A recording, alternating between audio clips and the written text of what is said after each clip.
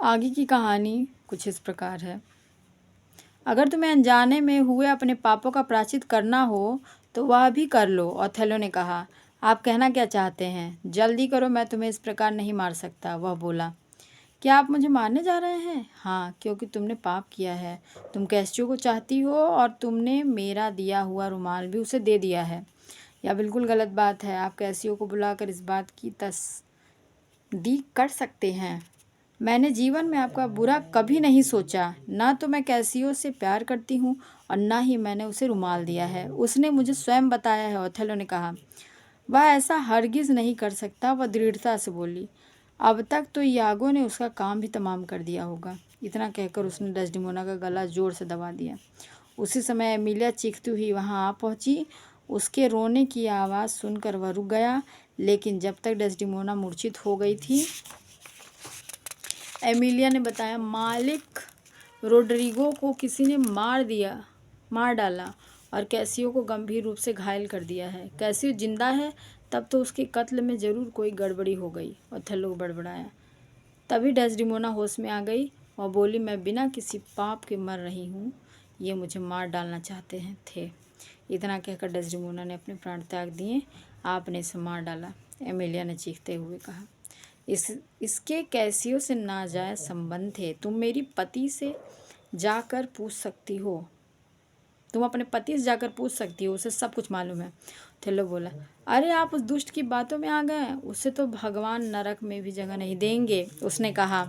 तभी ग्रेसियानो, मोंटानो और इयागो वहां आ पहुंचे। एमिलिया इयागो को बुरा भला कहने लगी और बोली, मालिक को बताओ कि हमारी मालकिन बच्चलन औरत नहीं थी, वह एक नेक औरत थी। ग्रेसियानो ने डेस्डिमोना की लाश को देखकर कहा, बेचारी डेस्डिमोना, मुझे इस बात की खुशी है कि अब तुम्हारे पिता इस दुनिया में नहीं रहे, वरना वे तुम्हारी मौत का सदमा बर्दाश्त नहीं कर पाते। ओथेलो ने कहा, यह दुख की बात है, लेकिन यागो को मालूम है कि डेस्डिमोना कैसियो के साथ हम बिस्तर हुई है। अपना रुमाल भी उसने उसे दे दिया है, जो मैंने उसे शादी पर भेंट स्वरूप दिया था। एमिलिया ने कहा, ओ बेवकूफ़ आदमी, वह रुमाल तो मुझे कमरे में पड़ा मिला था, जिसे मैंने अपने पति को दे दिया था, क्योंकि वह उस रुमाल को पाने के लिए काफ़ी दिनों से मेरी खुशामद कर रहा था। ओ गॉड, यह मैंने क्या कर डाला, ओथेलो ने कहा। फिर वह यागो पर झपटा, लेकिन वहाँ खड़े लोगों ने उसे अपनी पकड़ में ले लिया। दुष्ट यागो ने वहाँ खड़ी एमिलिया पर छुरे से वार कर दिया और वहाँ से रफोचक्कर हो गया। मोंटानो ने कहा, इस बदमाश को भागने मत देना, इसे तो फांसी पर लटकाना है। आज मेरी सारी बहादुरी मिट्टी में मिल गई, मेरी शोहरत कलंकित हो गई। ओथेलो रोते हुए बोला। तभी कुछ आदमी यागो को पकड़ कर वहाँ ले आए। ओथेलो उसे देखते ही उस पर झपटा और मयान से तलवार निकालकर उसके पेट में घुसेड़ दिए। लोडविको ने कहा, अरे ओथेलो, तुम कितने बेवकूफ़ इंसान हो जो एक धूर्त के बहकावे में आ गए। आप मुझे कुछ भी कह सकते हैं, ओथेलो रोते हुए बोला। तभी कैसियो को भी वहाँ लाया गया। उसने कहा, मेरे प्यारे जनरल, मैंने स्वप्न में भी आपका कभी बुरा नहीं चाहा। मैं तुमसे माफ़ी मांगता हूँ कैसियो, लेकिन इस शैतान यागो से पूछो जो अपनी अंतिम सांसें ले रहा है, इसने मेरे साथ ऐसा घिनौना षड्यंत्र क्यों रचा। ओथेलो बोला, मैं कुछ कहने योग्य नहीं हूँ जनरल, यागो ने कहा।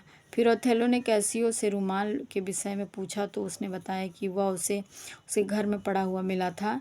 तभी लोडविगो ने कहा, ओथेलो, तुम्हें अभी बर्खास्त किया जाता है। अब कैसियो यहाँ का जनरल होगा और इस बदमाश यागो को मैं सख्त से सख्त सज़ा दिलवाने की सिफारिश करूँगा। फिर उसने ओथेलो की गिरफ्तारी का हुक्म दे दिया।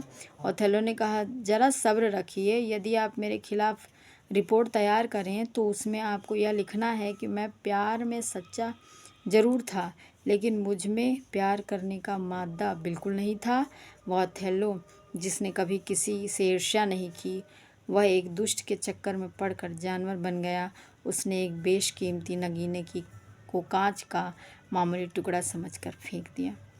इतना कहकर उसने स्वयं अपने पेट में तलवार घुसेड़ ली और वहीं डेस्डिमोना के बराबर में गिरकर अपना प्राणांत कर लिया। Thank you. आप ज़रूर बताइएगा कि ये कहानी आपको कैसी लगी कमेंट में। Thank you so much.